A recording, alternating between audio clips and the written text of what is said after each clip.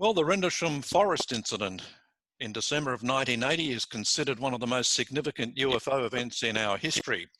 It's been referred to as Britain's Roswell, and the two central figures at the heart of Rendlesham were Jim Penniston and John Burroughs. Jim released a book titled The Rendlesham Enigma, Book 1, Timeline. That was in 2019. I believe this will become one of the most relevant books in the ufology niche, and it's certainly one you need to read. And Jim's about to join us. Hi, Jim. Hello, Dean. How you doing? Good, good. Well, a book of this magnitude, I think it's over 700 pages. You finally decided to write it. Why has it taken you almost 40 years? Well, it's one is I didn't have time to do it before I was, work life and all that. The other thing is it just kept getting worse as time went on with all the disinformation that was coming out. And the pivot point was the previous book was with Nick Pope, and we had so much stuff that didn't go in that book. I mean, besides the stuff that did go in there, a lot of it was wrong. So I had like 80 pages that didn't go into that book. And Gary Osborne, the current co-author of the Enigma book, he had something like 50 pages that weren't put in. And so when I talked to Nick about it, Nick says, here's what you need to do. All this disinformation, all this stuff going on, he says, for the last decades, he says, you need to write exactly your story, what happened, and don't leave anything out. And I says, you know what? That's what I'm going to do. Mm-hmm. And so I got a hold of Gary, who was part of the Rendlesham Forest research team that we started in 2010, and he was instrumental in writing the book, though. Yeah, and, yeah. So that was the reason why we decided. Yeah. So I mean, when we talk about disinformation and people distorting the truth, I mean, was it done on purpose? Was it done for people's own financial gain, or just the same old story about a story being embellished every time it's told? I think it's all that. I think, I don't really understand each person's motives, but I know that even witnesses that were there, I start seeing, embellishments and stuff like that. There's no reason to sensationalize something that's sensational by itself. I mean, there's no need to just tell the facts. And I kept that in mind, by the way, when we were writing the Rendlesham Enigma book. What I wanted the public to have all the facts. And we did that with a series of endnotes, chapter endnotes that sometimes are 7 levels deep. And we did that on purpose. So the public would be able to, after reading, would be able to have the facts of the incident, exactly what happened, and they get their own judgment on the Rendlesham Forest case. I mean, I trust human beings, and they can come up with their own answers to it. I don't have all the answers. I have my answers, and I'm sure that was probably one of the things I wanted to see come up with what they thought of the book when they had the actual facts presented to them. Yeah. Well, let's sum up what actually happened for some of our audience who perhaps may not be familiar with the Rendlesham story. And it wasn't just a one-time thing, was it? It happened over 3 days. It was a one-time thing. Yeah. But I mean, one time, but spread out over 3 days. And take off. Yeah. So yes, and in the following morning, started at the landing site for the first night, and that's what he did. He came in. Pardon me? No, I think we had just a bit of. Well, Jim, what about summing up the actual incident? What happened from go to woe for some of our audience that perhaps haven't heard of Rendlesham before? Okay, Rendlesham Forest takes place at 2 air bases that are separated by 3 miles, RAF Woodbridge and RAF Bentwaters, in the northeast of London, about 60 miles or so on the Suffolk coast. And it was during the height of the Cold War. The twin bases was under U.S. control, and we had a lease on them for around like 100 years or something like that. And so we had our operations out of main operations out of Bentwaters, a minor operations out of Woodbridge. And I was the flight sergeant in charge of security for Woodbridge that night. And during the course of that, I got notified to go to the East Gate, talk to Sergeant Steffens, the senior law enforcement patrolman, and they wouldn't brief me on what it was, but they told me to run code 2, and I did, which is lights only. And I got there in about 3-4 minutes, and after arriving, I contacted Sergeant Steffens. He's there with Airman Burroughs, and he's pointed it off the woods, and I said, I could see lights in the woods, and that looked like a fire of some kind. And I said, did you see it crash? And he goes, it didn't crash, it landed. And I says, well, landed? I said, well, yeah, the trees are only like 5-6 feet apart. There's no way nothing could land in there. So to make a very long story short, I, with the premise of it was an off-base aircraft crash, and when I called the control centers, they confirmed they lost contact with a bogey, 15 minutes earlier over the base. So everything coincided for an emergency situation. We had a status forces agreement then, and we had to have an emergency situation to deploy off base. We had that. The base commander, Conrad, gave us permission to do that. And I assembled with myself and 2 airmen, a security airman and a law enforcement airman. And we deployed off base for the purpose of setting up an entry control point for first responders, like the fire department, mortuary, all that kind of stuff, to help with the the recovery of the downed aircraft. And so I get to the part where we're a place where the entry control point, and I was getting radio difficulties, so I put Airman Kabanzak, the airman. He's the only other guy besides myself that had a radio. I said, you're going to help relay whatever I have to CSC, Central Security Control, our control center. And he said, okay. And so myself and Airman Burroughs, who owns another group like base entry, gate guards, stuff like that. As we proceeded, at a point in time after entering the woods, I seen that it wasn't an aircraft downing. So I terminated the service option for downed aircraft. I could not receive Central Security Control, but I still transmitted. Either Kabanzak could transmit it, or hopefully they heard me. And just because I wasn't receiving them means that they weren't receiving me. That was the premise. And so I implemented hand situation, which is a security situation that possibly could cause harm to a priority A, B, or C resources, which we had on the bases. That's our war-making ability on the base. And then I came up back over a berm. There's a flash of light. I get off the ground, and this flash of light, this encompassing light, dissipates on down, and what is sitting above the forest floor is a craft, a triangular craft, unknown to me, not very big, in a small clearing. And so the investigation of that craft, and I had taken pictures up to that point. There was physical problems, that I was experiencing, because I was within 10, 15 feet of the craft at that time. And as I got that close, some of the physical things that were happening. There's static electricity, obviously, and my skin, my hair, my clothes, stuff like that. And that was constant.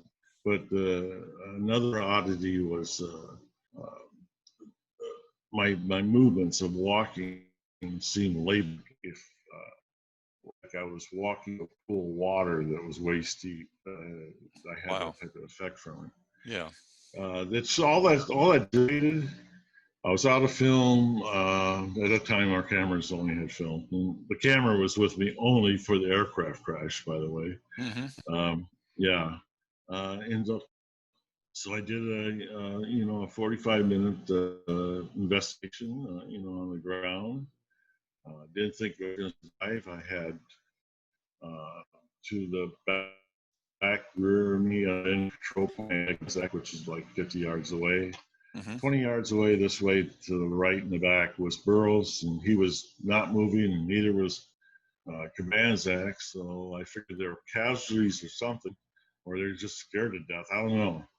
And so I continued to what was going on in front of me. I mean,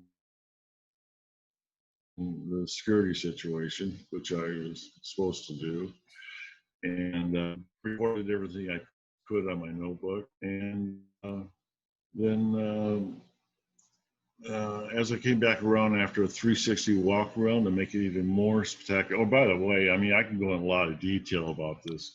I mean, I was looking at things on the craft, things that would make an aircraft fly. It had nothing. It was Yeah. void of intakes, exhausts, But you were able to touch the craft as well. Yes, on the 360 walk around. Well, the first time I touched the craft was actually because the light coming down from underneath the bottom of it. It was about 2 feet, 3 feet off the ground. And I was trying to figure out what type of landing gear it had. And all I could see is just 3 beams of light coming down underneath it, which actually made indentions, so Mm-hmm. it was a technology I didn't understand. Obviously, it wasn't light. So I tried to move it. Like if you had a car out there in the middle of the woods, a car would budge, Yeah. an inch or a half inch or something like that. You get a little movement. This didn't move at all. So it was fixed somehow above the ground. And so I'm doing the 360 on it, and I come back around the other side, and then I see etching on, writing. And I at first thought was I felt relieved because that means it's going to say something very understandable, like Nassau, Mm-hmm. USAF, a sickle on it would have been good, anything, and get around to it. It wasn't no writing like I seen. It was these are glyphs that were on the craft. And there was a row on the bottom, and then on the top there was a triangle with a circle around it. And so I had wrote down that stuff in my notebook. Went back around. At that point, I started touching it more because the craft itself was warm to touch. The air temperature was 32 degrees, 33 degrees. So I would say that and this is a guesstimate, I would say that the temperature was 55 degrees, that felt warm. Later, I found out through Sergeant Nevels, who investigated that the radiation at that point was 100 times normal beta radiation. Right. So Right. he says, no, and he told me years later, he said, no, it wasn't like temperature because it's with heat. He says, because that's what I thought, maybe from landing or something, from, the air or something. Yeah. Yeah. And he said, yeah. He says Was that radiation. But the neat thing about radiation was only directly underneath the craft and right there. yeah. So it's pretty localized. Was the craft solid in the fact that it had no rivets in it? Was it just one solid outing? It was black opaque color craft. There was no riveting, nothing like that. Completely smooth. I call it like in appearance. It was metal of something. I don't know. It was very smooth though. So when I came back around, I'm feeling that, because it was very smooth. And aircraft don't have that type. No. skin. And, those glyphs, and so after touching the smoothness of the craft, you put your hand across to the glyphs. The glyphs felt etched, meaning it went from very smooth, like glass feeling, to like sandpaper. Okay, and so I was fascinated by that. But what really fascinated me was the one that was centered and was above all the other ones, and the glyphs stretched out maybe arm's length, 3 feet, 4 feet, like that. And anyway, this is the one above it. I'm just touching that one. When I touched that one, I had nothing but blinding light. I mean, I use the term light because I don't know what kind of technology it was, but that's what it appeared to be, and it best describes it.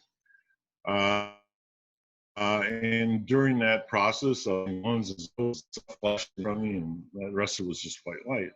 And then I gained my senses, and all I did was just lift my hand off, and it completely stopped. The reason I say it wasn't light is because I immediately had my night vision.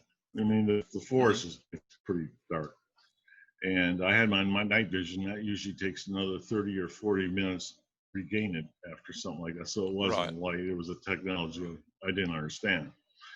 At that point in time, I never touched it again. And as I went back around, I started seeing the movement of light throughout the craft, and it looked like it was becoming active. So I got back, momentarily went back through the trees, stopped, went up to the canopy of the trees, made a slight right turn, and was gone in the blink of an eye. At that point in time, I could hear sounds and stuff again, and then I had Burroughs running up next to me at that point, and he points over to the pitchback, pitch black forest. It's over there, he can't see nothing. I can't see nothing. I says, what? And he takes off. And I said, well, first rule you have is have a team constitution. He just took off. So I don't know what his rationale was. I have no idea. There was no rationale. It was emotion. And so I took after him, went 50 yards or so, jumped a couple fences. We're farmer's field. It was partially frozen ice and stuff. I was falling down a few times. I chasing him. I finally get past Cape Green, the farmhouses out Cape Green area, and he finally stops. And I says, "What are you chasing?" And he goes, he says, UFO. And he points down, and I have to look down his arm, and he's pointing in the opposite direction over toward the coastline. I said, what do you see? And I'm looking, and there's a faint little light on the horizon. And he says, he sat there. I says, there is a lighthouse. And I thought, for Christ's sakes, what is wrong with this guy? He was young. He's a years old. And he had no training. He didn't have the security training I did. I mean, he was law enforcement. And anyway, at that point in time, when he's going through that episode, I see the craft again over Cape of Green. So I'm going to follow again, even though my interest is not there to do that. The first encounter was enough. And it just started slowly moving across toward the coastline again. I mean, slow. Yep. And I'm comparing it to what an A-10 can fly in that. I say it was going like 250, 300 miles an hour. A lot fast. It was a lot faster, I think, at the first land. I think that's just how fast it took off. Anyway, went back in. We get debriefed. I was worried about my career as a career. One of the things I came up with to best describe my sanitized report to Captain Verano, security police captain, who was debriefing us, was craft unknown origin. One of the words that was acronyms you never used in the Air Force was UFO. That was a career end. So, What? and that's pretty much a run from forest incident. Yeah. On the ground.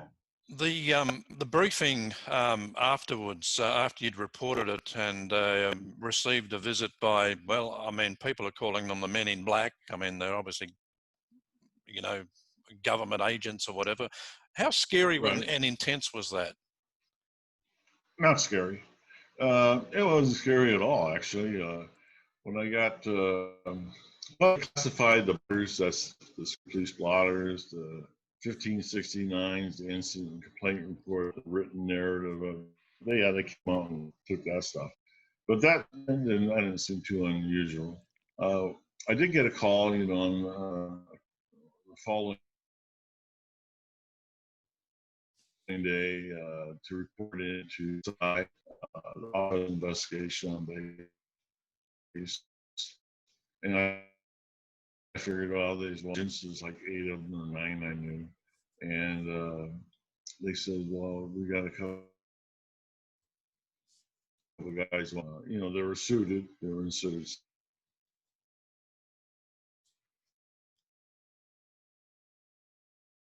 Told me to, if I wrote out a statement and wrote everything I want, you know, that I knew, this would just go away. Mm-hmm.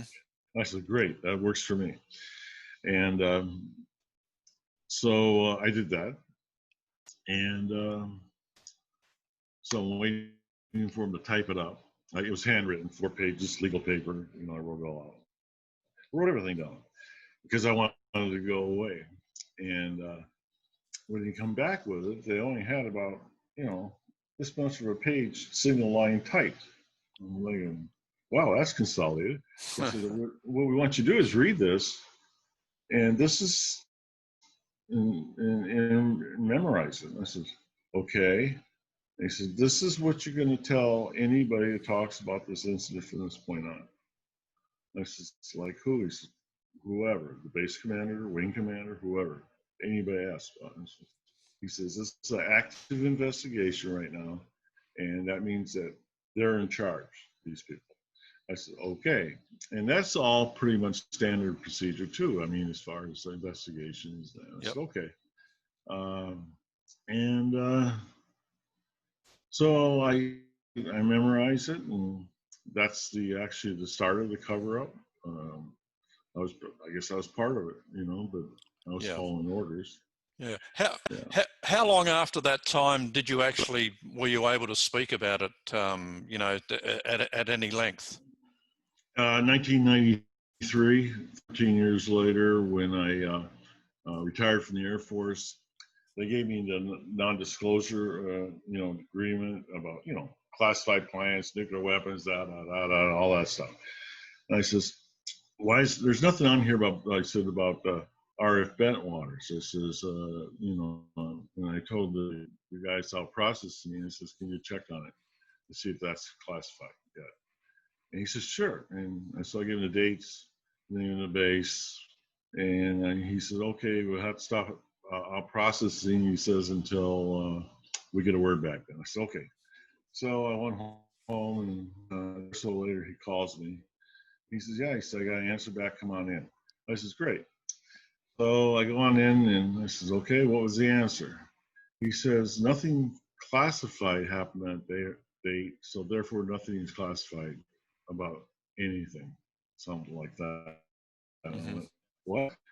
I says, give me a copy of that. So I get a copy of that. I go, okay, nothing's classified. It was top secret. That's what they told me.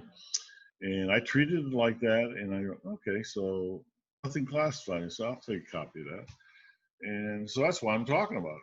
That's why when Halt, as a matter of fact, when Coral Halt, he had retired a year or two earlier, he told me, all of them, yeah, I had to add into you know, to say there wasn't classified. I says, because, you know, I apparently can talk about it.